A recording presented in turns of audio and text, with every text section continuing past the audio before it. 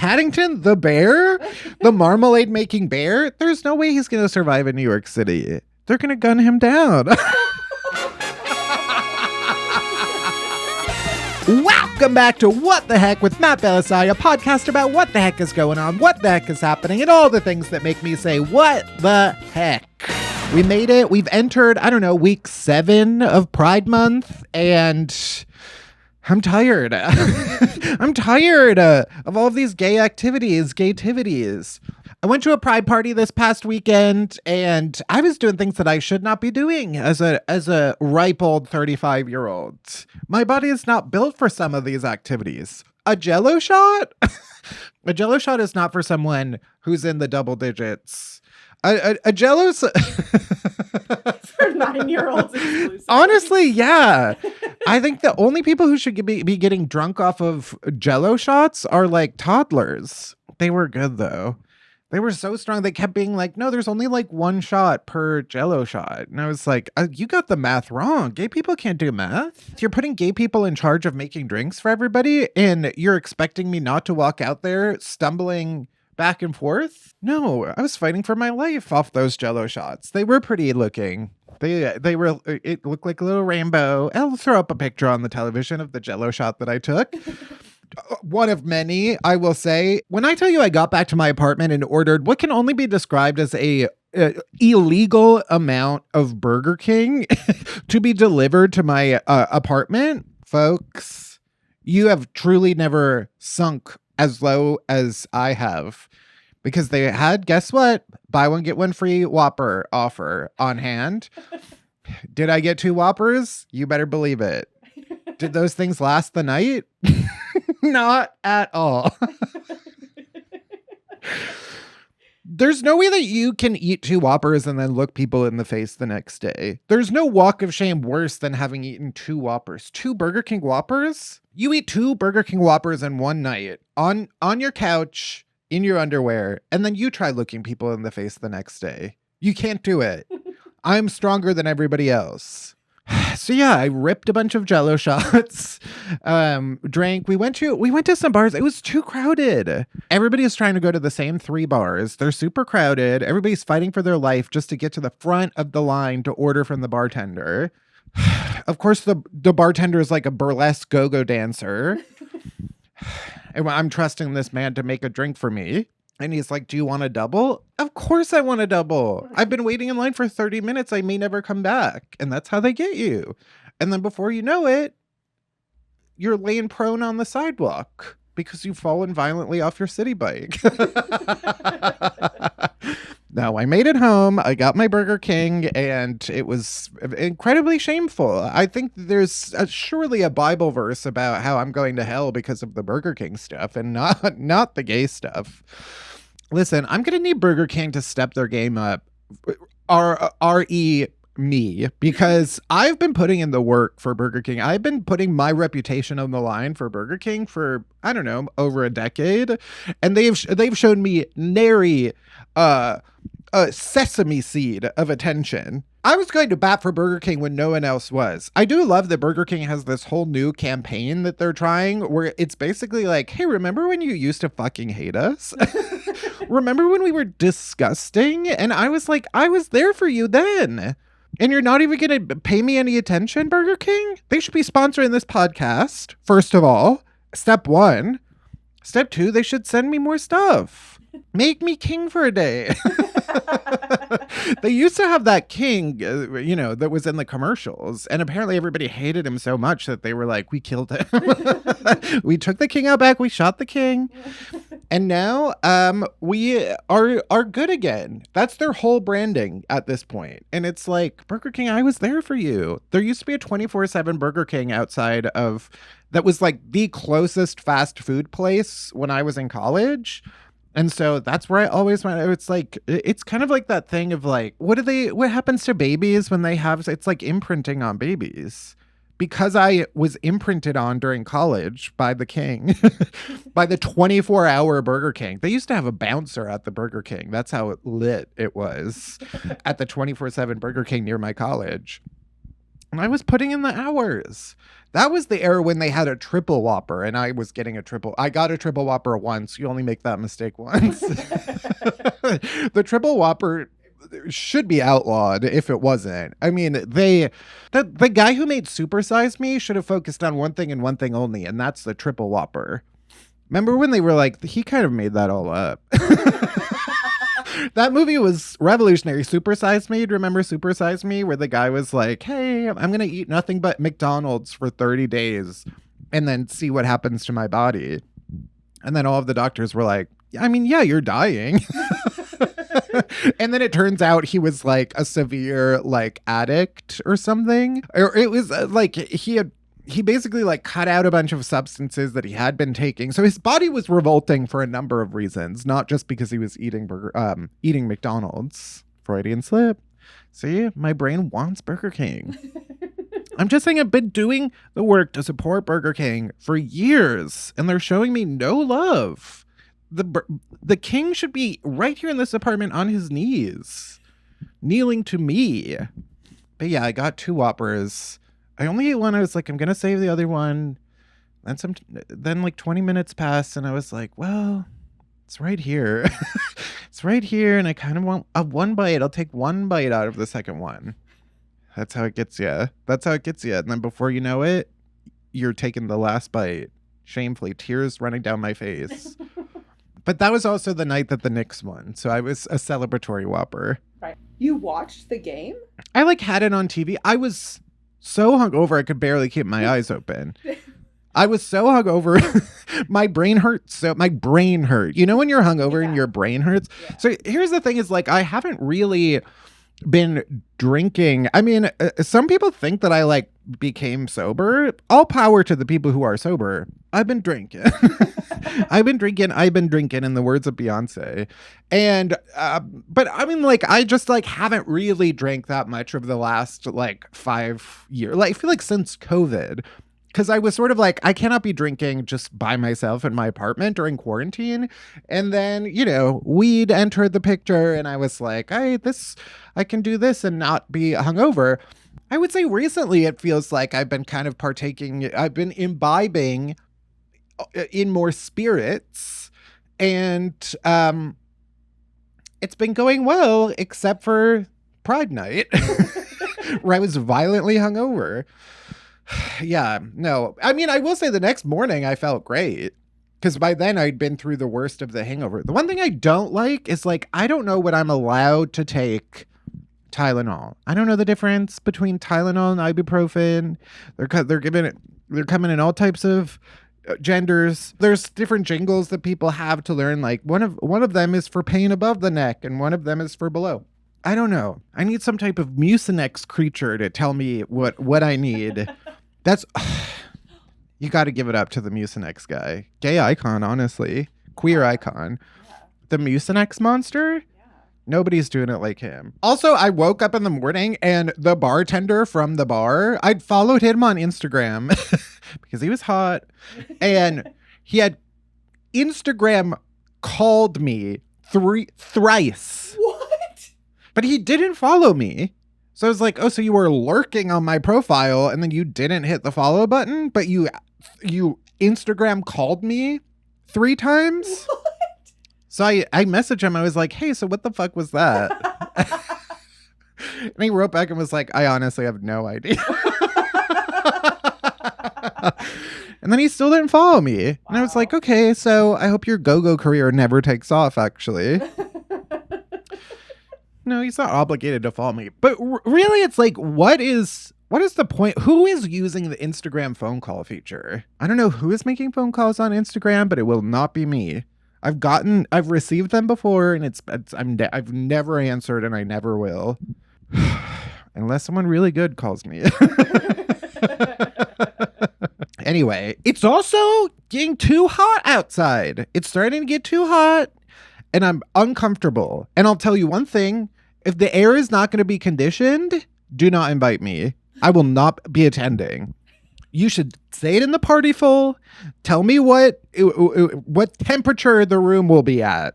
And if it's above 71 degrees, you can delete my name from the invite list because I will not be there.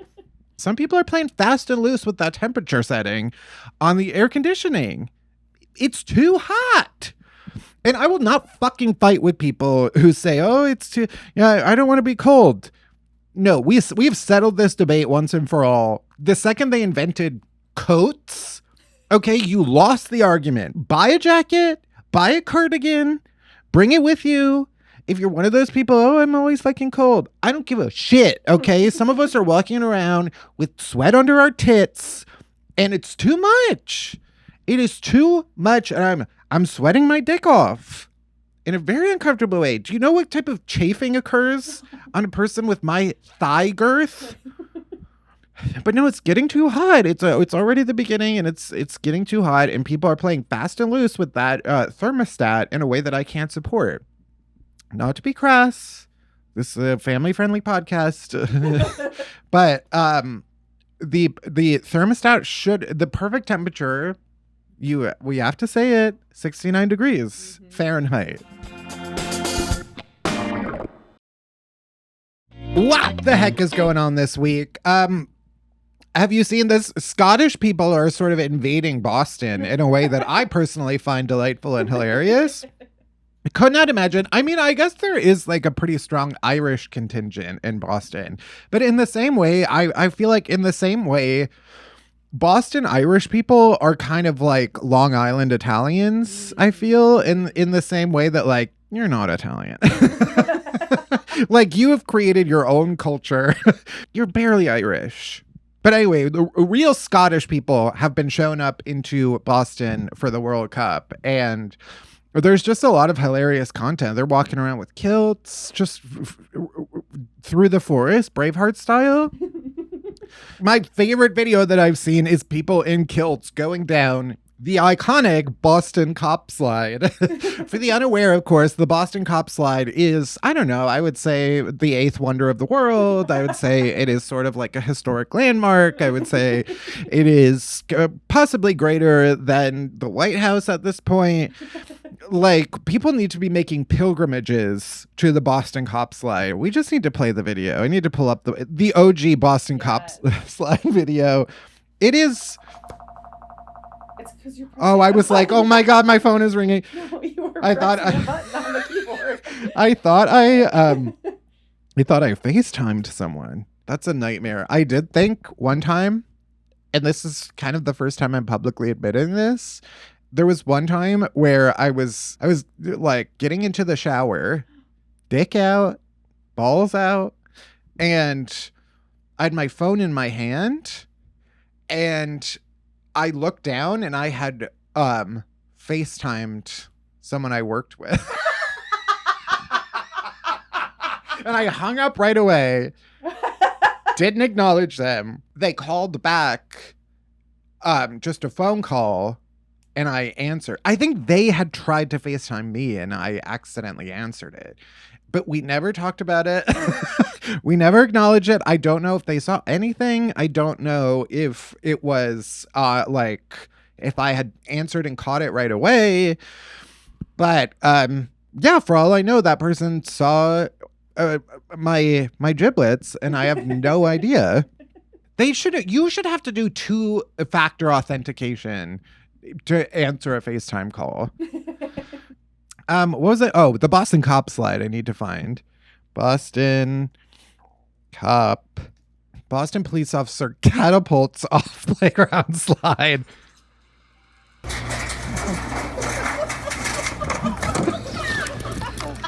Boston police officer was injured after going down a slide at City Hall while he was on duty. The Boston Police Department. It's the fact that he comes out upside down, and the rattling that you hear before he emerges. So basically, if you completely miss this part of internet history, the Boston Cop Slide is a slide in Boston that apparently people were complaining about because it was so, it like was unsafe. People were literally like flying out of it at unsafe speeds and velocities. somehow the physicists who built this slide created some type of like turbo surface that just sent anybody inside of it rocket launched out of the slide. And they caught this iconic video of the cop testing it out to see if it was safe or not. He flopped so hard that it became known as the Boston Cop Slide. It's literally on Google Maps. I love that. The Boston Cop Slide. I obviously need to go down it at some point. I cannot believe I've never been on the Boston Cop Slide. It's actually like there's my bucket list has one item and it's go slide down the Boston Cop Slide. So now all of these Scottish people are in Boston for the World Cup and they're going down the Boston Cop Slide in their kilts. And every video that I've seen, they're just kind of gently going down the slide. And people are like, the slide knows. The slide knows if you're good or evil. It kind of is a test of your spirit. And if you sort of go into the Boston Cop Slide with if you're not pure of heart, it's gonna rock your shit. And if you go into it and you're pure, then it will give you a gentle ride. Or maybe there's something about the kind of aerodynamics of a kilt, like the air rushing up sort of acts as a balloon, an umbrella. Because, you know, when people jump off buildings with umbrellas, like they did in that movie. Yeah. I don't know. What was that bitch's name? Mary Poppins?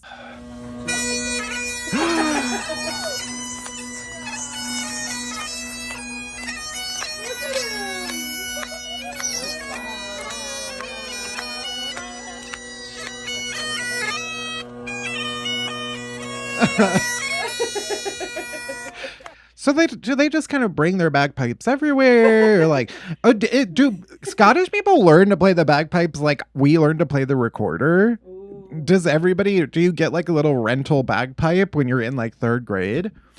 Is that like a universal American experience? Does everybody learn to play the recorder in like 3rd grade? It's sort of like part of No Child Left Behind was like you have to learn hot cross buns on the recorder in order to graduate like 3rd grade. That's why we're all fucking stupid now. But yeah, Scottish people have invaded Boston in a hilarious way. There was also a video that I was watching, Scottish kid in Boston. Well, it was pretty crowded. Everyone was like watching stuff and they were like, oh, I want to watch this for a match. And everyone was coming. Like, it was super busy. Almost unintelligible. I can't really read the captions, and he might as well be speaking an entirely different language. I don't know what the fuck that child was talking about. I do love a Scottish accent. I love how completely unintelligible it actually is to the American ear. There's also a Scottish woman on Love Island UK, Ellie. I love Ellie. She's kind of having a rough go of it, but she said, she's like, if you're not intimate, just let me fucking know. Love her. Oh yeah, in other British invasion news, Paddington the Bear is coming to New York City. Woo! Paddington, the musical? It's a musical, right? Yeah, it is, man. He's coming to New York. I don't think he's going to survive. Paddington the bear?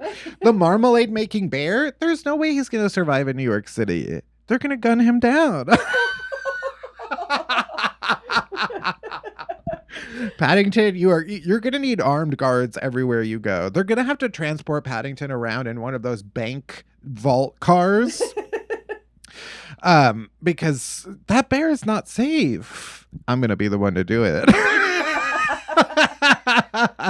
Who is that person who shot Ronald Reagan over Jodie Foster? John Hinckley Jr. Yeah. I want to be in the next Stephen Sondheim Assassins musical, but because I attempted to take Paddington the Bear's life. I think we should move on. For the record, I'm not threatening the life of Paddington the Bear. I have nothing against that shitty bear. I don't really fuck with marmalade. What is marmalade? Marmalade is like jelly, but it's got the peel in it or something. Why are we doing that? I don't want to eat the peel. British people love eating the peel of the orange. British people are fucking with oranges in a way that does not make sense for the climate that they are in. Well, I guess it's like the whole Paddington's whole thing is that famously he's from Peru. right? And so he is kind of fucking with marmalade in a way that he's sort of introducing the British to marmalade. But even so, British people are like fucking with oranges in a very real way. They love combining orange and chocolate. They have like orange and chocolate. That's what Jaffa cakes are. That's what they sell, those like chocolates that come in the orange. Why are we doing that? Why are we doing that, the UK?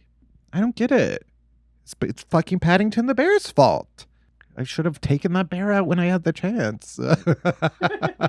Okay, next. I think we move into my what the hecks of the week. First, this is sort of inspired by the pride party I was at, but people were drinking this drink my friend got for her pride party, for her apartment pride party that had like, I don't know, 20, 30 people.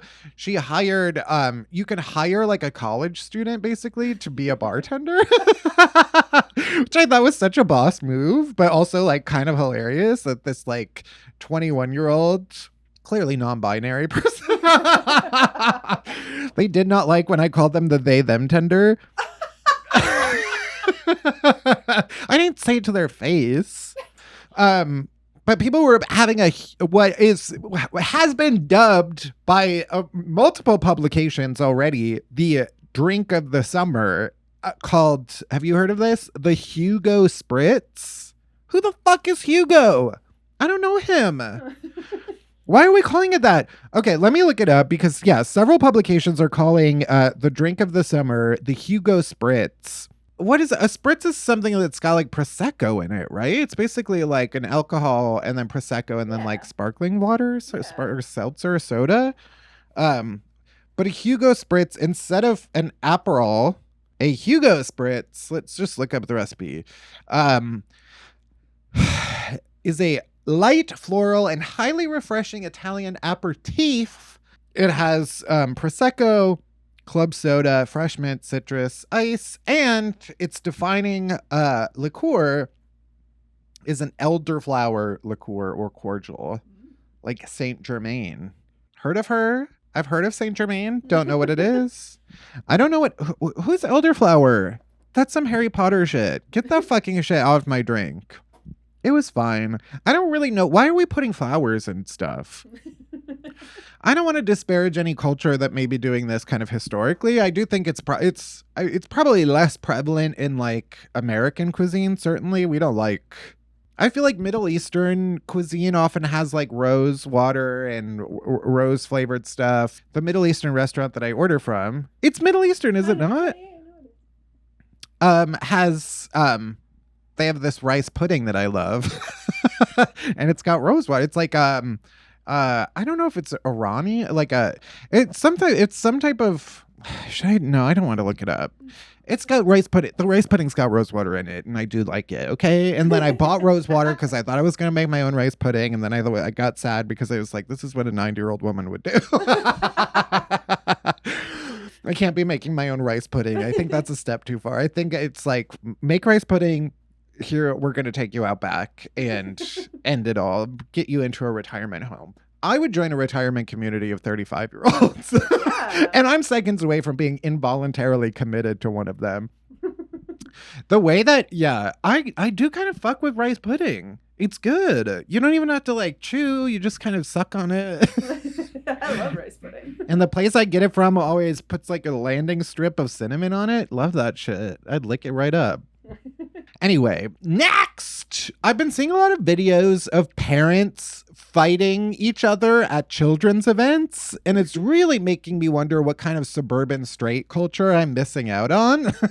Because I'm like, I could so imagine in another universe me beating the shit out of some 40-year-old soccer mom because she called my kid like lazy on the soccer field. And then I would follow her home and sort of break her windshield.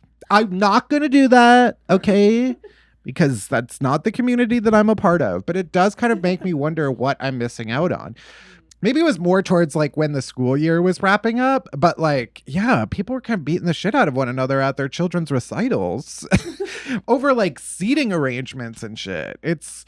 I mean, this is the basis of like so many television shows. Like Big Little Lies is kind of about like, you know, your kid called my kid this. I have no interest in that culture. I'm so far removed from that culture. You can't even believe it. But I'm sort of envious of how people have, it's kind of in the same way that some people have like office rivals, like you always have sort of an office enemy, that people have like fellow parent enemies. I almost feel like that's kind of exclusively, like from what I'm observing from afar, it kind of seems like all parents kind of hate each other of school children who who share classmates with each other. The PTA, shit is going down in the PTA that we can't even fathom with our urban minds. But I love that, and I wish I could partake in it, but I just can't be involved, unfortunately. Like when they bring the little snacks to the soccer game, and someone be like, "Oh, your kid ate too many orange slices," and I'd be like, "Hey, how about I break your kneecaps?" I guess I sort of have that with dog. Like people sort of get that. I am becoming sort of one of those people when my friends tell me about what's happening with their children. I just have a sort of uncontrollable urge to be like, well, my dog did this. And it's because I think mentally I equate your children with my dog. They're sort of on the same level. Mm-hmm. And it's not because I think my dog necessarily is like equal to your child. I think your child is equal to my dog.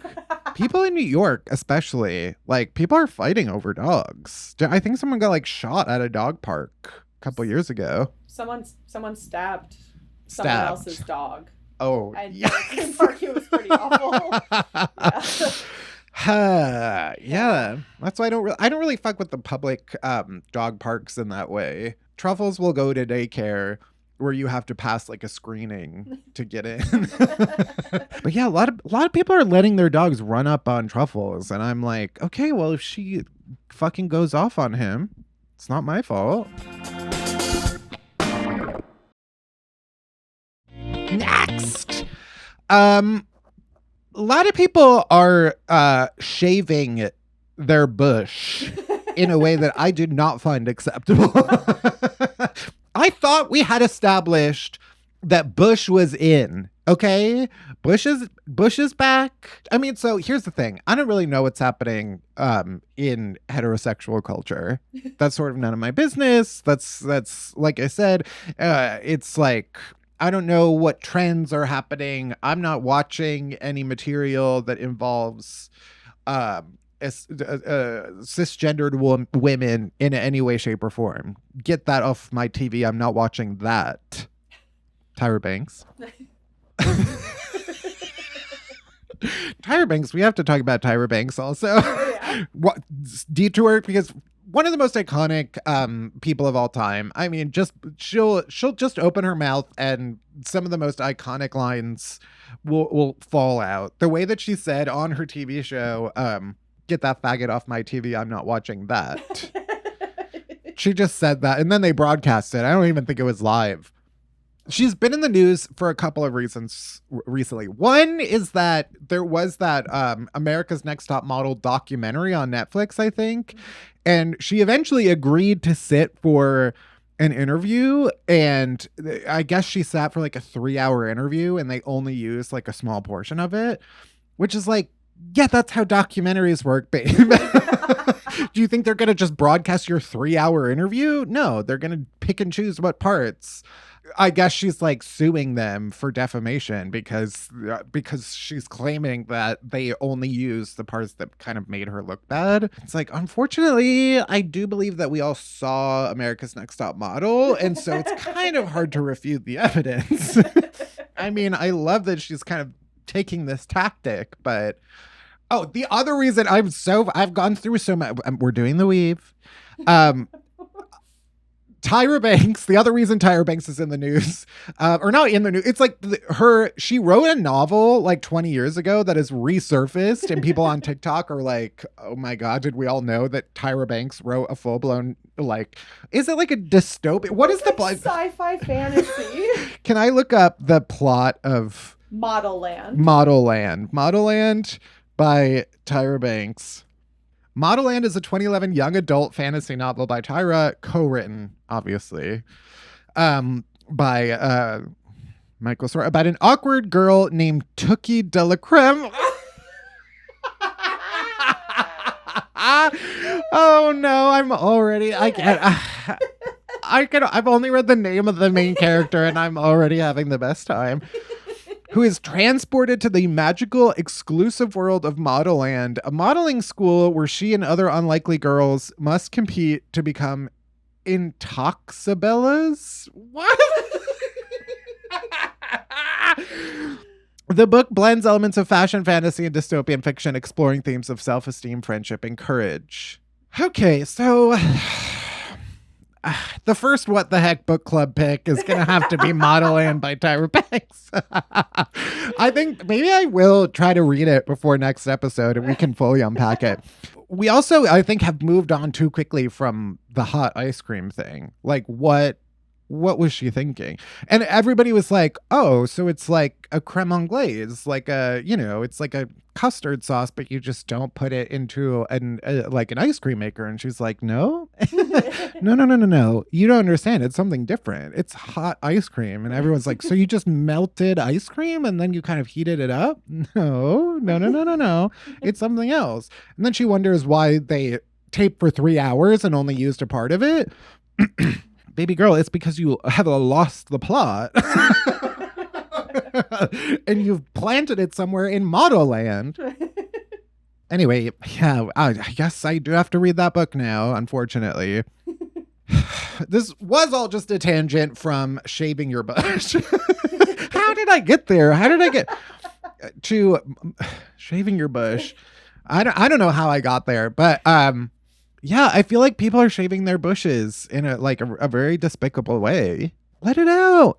I feel like the gay guy community at this point, this podcast is becoming like gay guy anthropology. I'm just kind of like, I'm bringing in my like field notes from the scene and reporting on it in a way that I'm almost like, am I like telling the gay community business? Am I like exposing the gay community business in a way that I should not be? Stuff is happening on Grindr that like you guys would not believe. In a way that I'm like, because here's the thing, and we got to get back to shaving your bush. But like, it is Pride Month, and I make fun of gay people a lot, my fellow gay people, but also like people, I feel like homophobia is having a moment. People are getting very comfortable being like just openly, brazenly homophobic on the internet in a way that like you should be embarrassed by. And so I always am like, I want to be able to like poke fun at, myself at / the gay community without also being like a Republican. Because it's also like there's been multiple, there was at least one Major League Baseball team that had like a pride night and the one guy wrote like a Bible verse on his head over the rainbow flag, and it was like, shut the fuck up. And then someone looked up their union agreement and it was like, you didn't even have to, you could have not worn the pride stuff if you didn't want to wear it, but also it's a fucking rainbow, you loser bitch. There was a minor league baseball team forfeited their game because too many players refused to play the Pride Night game. And it's like, how much of a fucking loser do you have? You're already a minor league baseball player, embarrassing. And then you're going to forfeit a game. You're going to willingly be a loser rather than wear a rainbow. And also, it's like, I don't think you even have to wear it.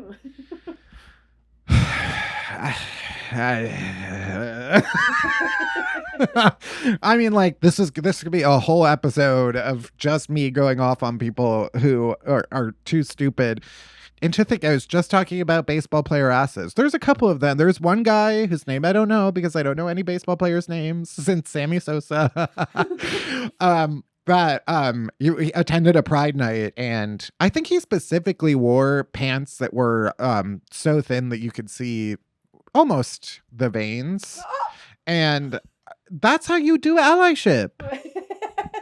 Take note. I don't even know if I had a point about shaving your bush other than don't do it.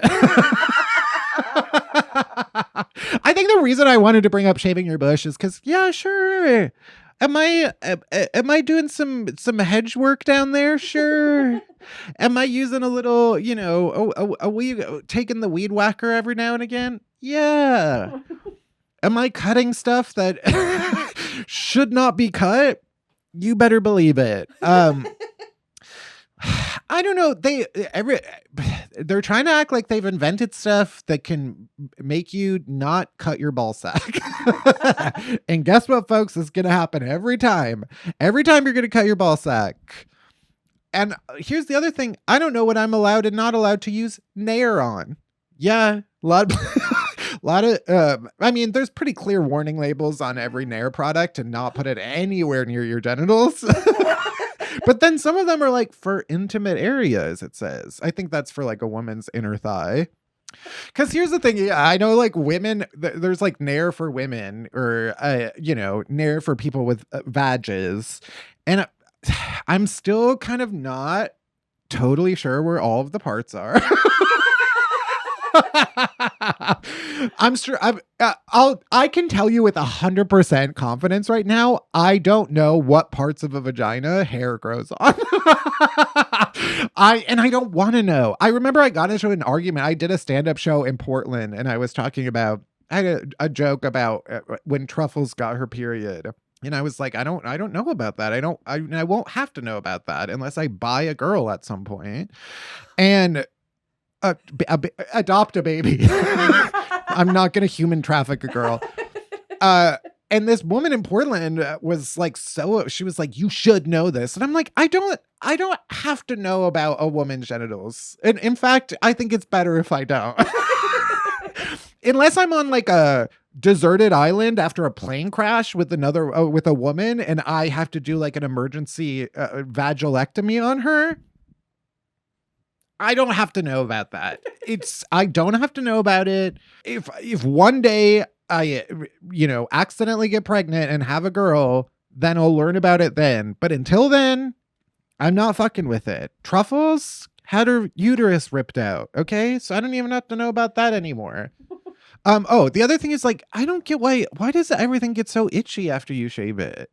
Why does that happen? It's like my body doesn't want me to be comfortable.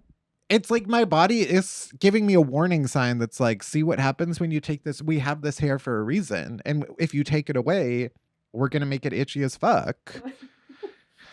And then sometimes you don't get it all. So then it's like there's little stubble on it. I don't like that. Shaving is too much of a hassle. That's why they need to invent a Nair that I can put on my balls safely.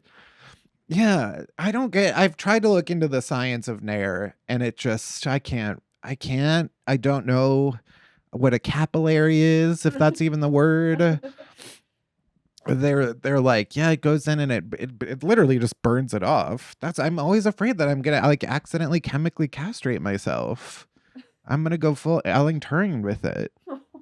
And then Benedict Cumberbatch will have to play me in the Oscar-winning movie of the guy who burnt off his balls on Nair.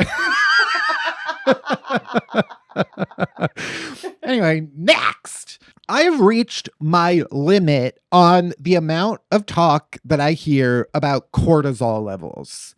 Wrap it up, okay? The people who are talking about cortisol levels, you've had your time, you've had your fun, it's over. None of us are buying it. Cortisol was something they invented like 3 years ago on TikTok, and then they're telling you your cortisol levels are too high.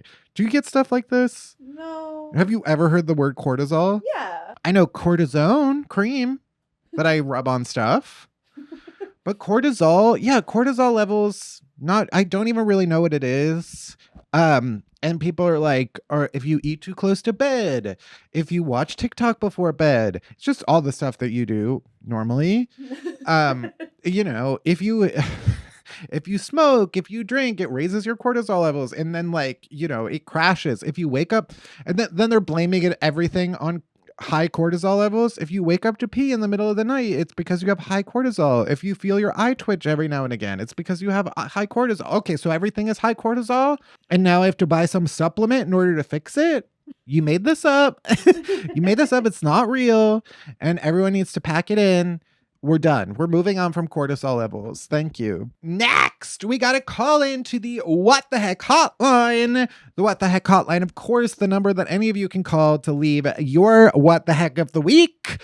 It's 407 WTH Matt. That's 407 WTH Matt. Okay, wait, before we get into that, I want to do it quick. Someone tried to leave a voicemail. And I don't want to expose them, so I won't play all of it, but just the part where they say this. Happy Pride Month. Also, fun fact, I still think of Pride Month as, quote, a month just for gay, because years ago, Matt, that's what your mother called it in a text to you. So here's the thing. I have literally no memory of saying my mom said that. Which is not at all to say that she didn't. I fully believe that.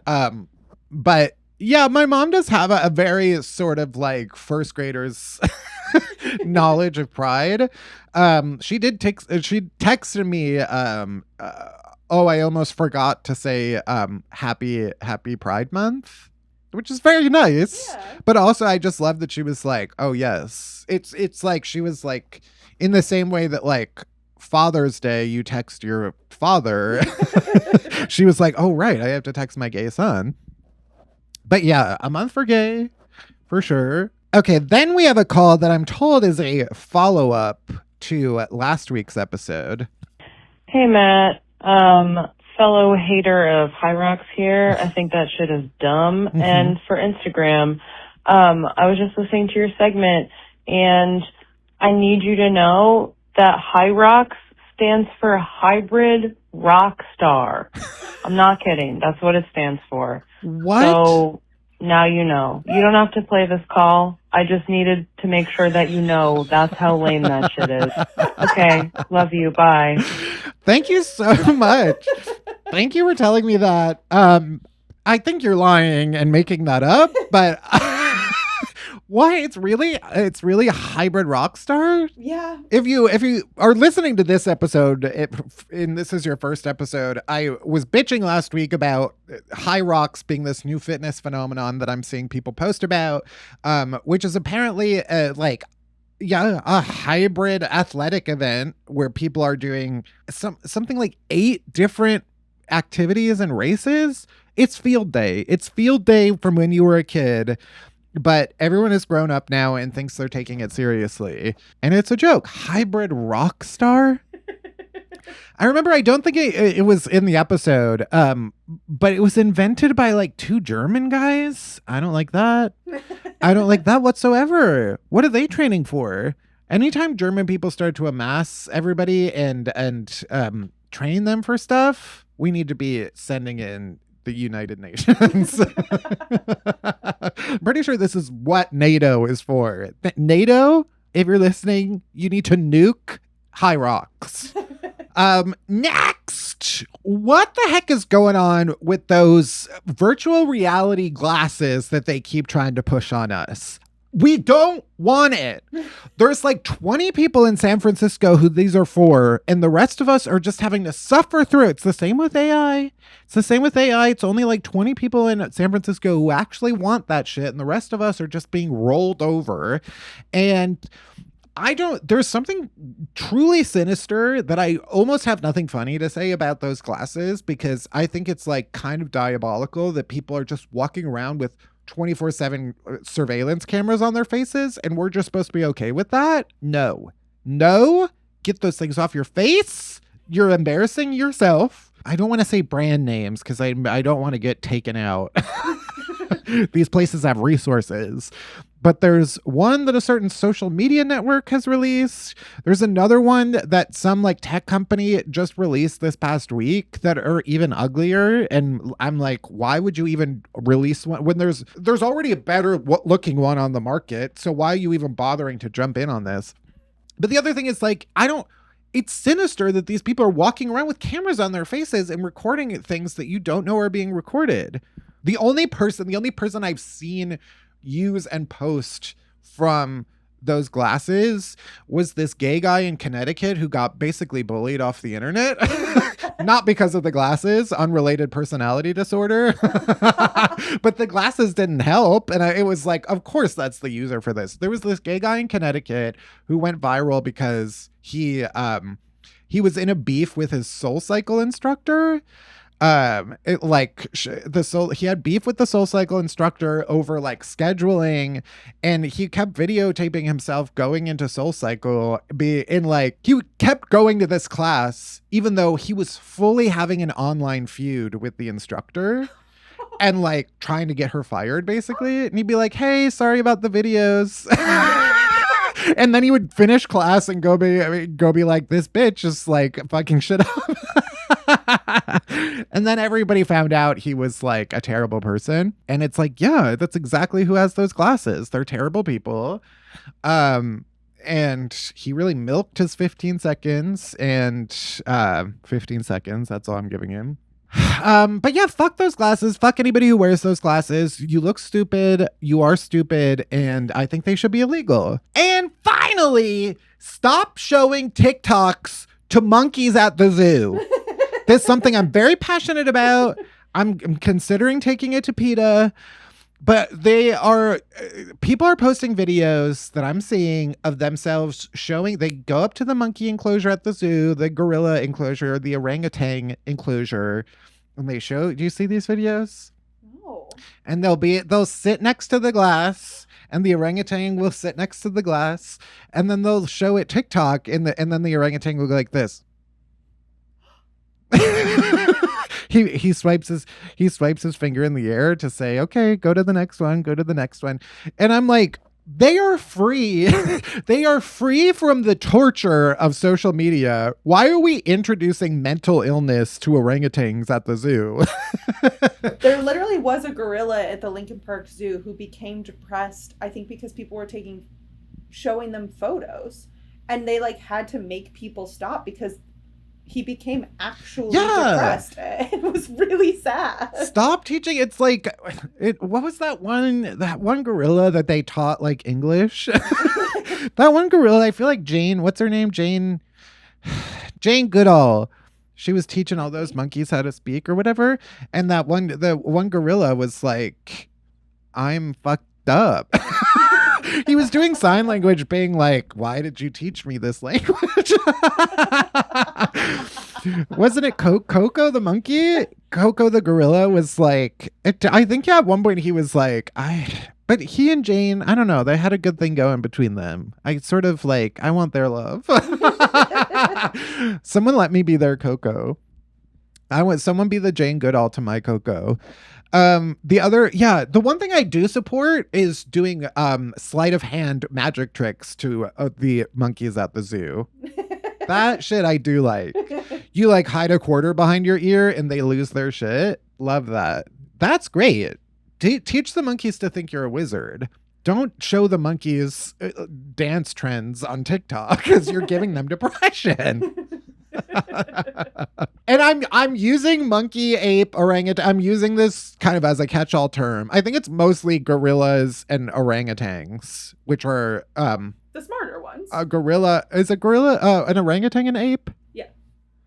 A monkey, because a chimpanzee is not a monkey either. A chimpanzee is an ape. Correct. Right. The monkeys are like the small little ones. The monkeys got tails. Yes. What else was I going to say? Something about monkey. Yeah. I mean, we're from Chicago. And famously, when I was growing up, someone fell into the gorilla enclosure at the zoo. Mm-hmm. And we did not pull a Harambe. I think that the Chicago gorilla was very nice to that little girl who fell in. Cincinnati. Oh, right.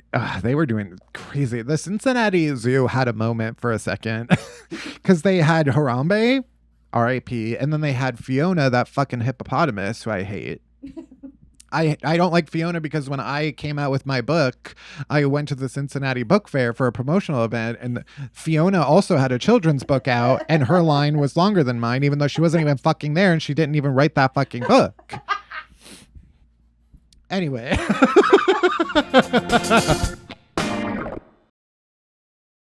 finally to my what the hey of the week, my opposite of the what the heck, the thing that's making me happy this week. This week, honestly, my what the hey is just going to go ahead and be the reason I'm waking up every morning, and that is Love Island, both US and UK. I'm clocking into work every day, putting in the hours to watch Love Island US and UK. I'm engaging in the discourse.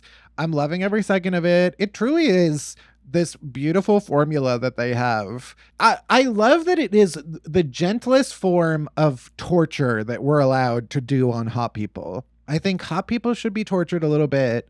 You get everything else in life. And so we should be able to do kind of jigsaw style games on you. And they lure them in with a beautiful villa in Majorca or wherever, Fiji. And then they sort of put them through psychological hell. And that's beautiful to me. And I think we should be doing more of that. So shout out to Love Island for keeping me alive. And that's all for this week's What the Heck. Thank you for listening. Thank you for watching. Make sure that you like, subscribe, leave a comment, leave a nice review. All of it really helps. Share with your friends. Tell your friends to listen. Tell your friends to go watch. And also, we'll posting clips on the internet. Make sure that you like and engage with those clips so that this show can keep going and keep growing. Bye! This has been an episode of What the Heck with Matt Bellassai. You can call and leave us a voicemail about what's making you say what the heck this week, and you might be featured on a future episode. Call us at 407-984-6288. That's 407-WTH-MATT. What the Heck with Matt Bellassai is produced by Same Boat Studios and Bellassai Productions. It's hosted by me, Matt Bellassai. Our executive producers are Gabrielle Lewis, Barry Finkel, and me, Matt Bellassai. Erica Glass is our senior producer. Our video editors are Matt Bellassai and Erica Glass. Production designed by Erica Glass, Matt Bellassai, and Barry Finkel. Our theme music is courtesy of EpidemicSound.com. Special thanks to Truffles Bellassai.